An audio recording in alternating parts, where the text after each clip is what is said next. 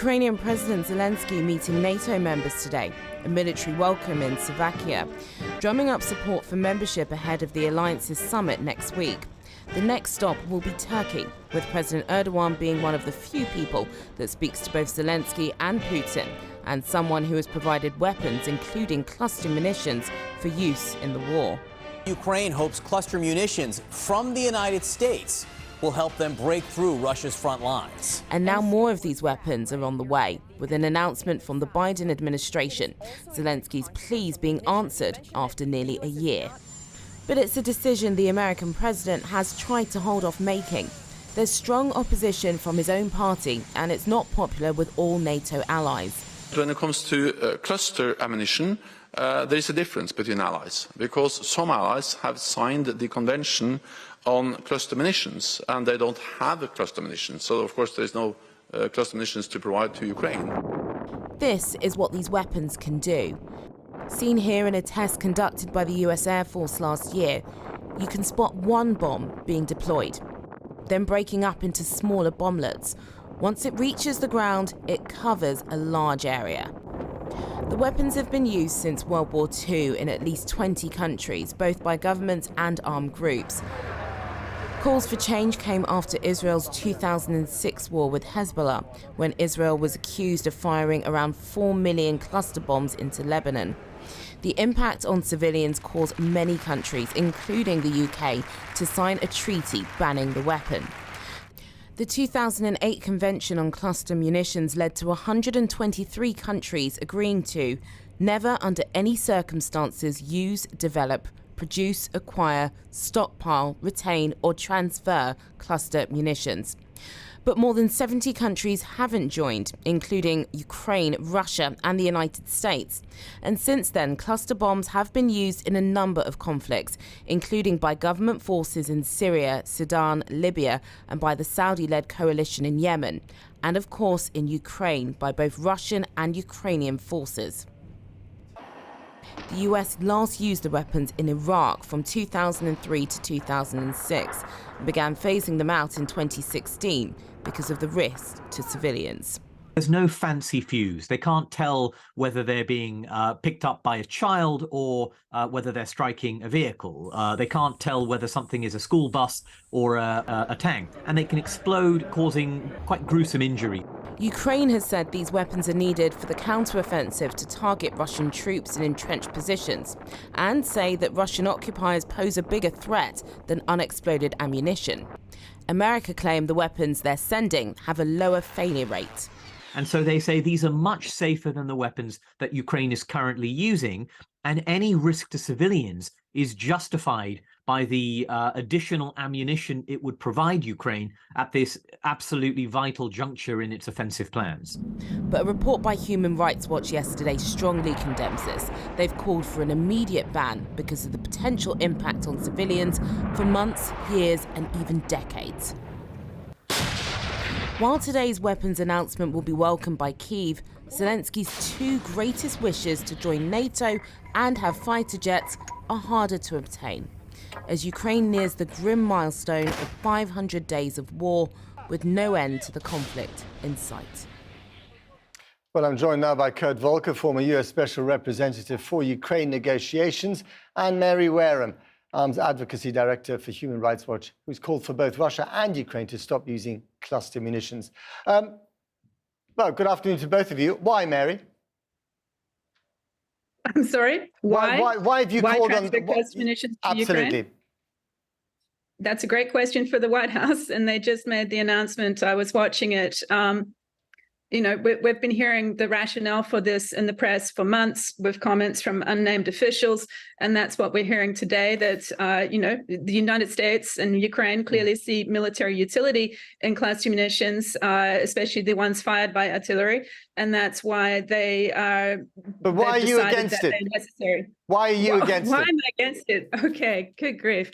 Well, I saw in your story many photographs, many videos from the reporting by Human Rights Watch over the past 20 years, detailing civilian harm and suffering caused by cluster munitions. It's not just the remnants, the duds that failed to explode that pose a danger. It's the time of use as well. And this is what Human Rights Watch documented in its report issued yesterday, detailing civilian deaths and injuries from Ukraine's use of cluster munition rockets in 2022.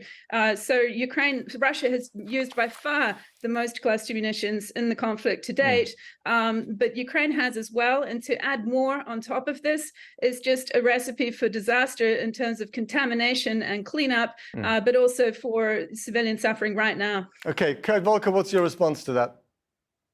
Well, no one wants to see a war. No one wants to see death and destruction. If it is avoidable, it should be avoided. But the fact is that Russia is engaging in a very aggressive, brutal war, genocidal war right now against Ukrainians, and they need to be stopped.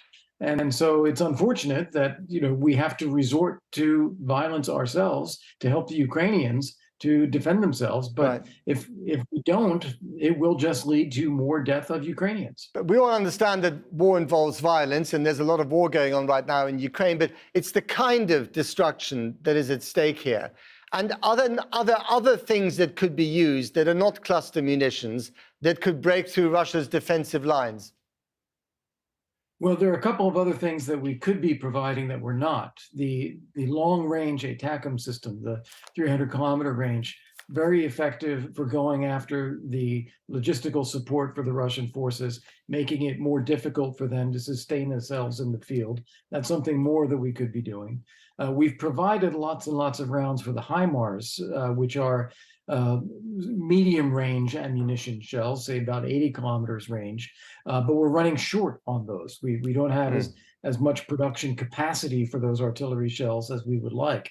And so cluster munitions are actually going to be much more effective at forcing the Russians to withdraw from the trenches, because I think if they see that they're going to have a much higher rate of personnel losses, they're not going to be able to sustain them there. And that is going to help the Ukrainians move forward. In the heat of the battle, Mary Wareham, and this crucial juncture of the so-called counter-offensive, it's difficult to argue against the expediency of war, isn't it? We would just say that, any recipients of US cluster munitions are supposed to only use them against clearly identified military targets and not in civilian areas or where civilians are present. That's the test here, is to see how these cluster munitions end up being used by Ukraine. We put out our report yesterday as a warning to pay attention to this, because the record does not look good in terms of use in civilian areas. That's what I'd say. Okay. Kurt Volker, is it possible, correct me if I'm wrong, but I've read one particular line of argument, that Joe Biden is offering the Ukrainians these cluster bombs, which they've asked for a long time, despite the fact that they're controversial, because he is not going to be pushing for the fast-track membership of Ukraine in NATO? Well, so first off, it's not a question of President Biden pushing. He's actually holding back. That most of the other NATO allies are leaning forward in making a commitment to Ukraine's NATO membership. He's the stumbling block. The White House is the one that's holding back. And I don't think that they're connected. I think that in President Biden's view, holding back on NATO, which I don't agree with, but I think his view is that we want to avoid turning Russia's aggression against Ukraine into an appearance of a NATO war against Russia. And so he's holding back for that reason. I don't think we need to be so concerned about that. On the cluster munitions, though, I think it has more to do with the sense that the administration has of using munitions in Ukraine so Ukraine can defend itself and retake its territory. And that is instead of giving them the longer range munitions that I mentioned, which they fear could be used against Russian territory as well. Again, I have to question when it comes to those things, use against military targets. I completely agree with what was said earlier. It should only, cluster munitions or anything else should only be used against military targets. But that should not be restricted to Ukrainian territory if the Russians are attacking them from Russia. All right. Mary, very briefly and finally, I mean, we're setting Ukraine up, whatever happens at the end of this war, to be one of the best armed countries, not in NATO, but in Europe, with all these weapons at their disposal. And the arms industry must be loving this. I guess so, but this is a stockpile issue, and this is an issue for the United States that it sat on the stockpile and hasn't destroyed it as it had committed to years ago.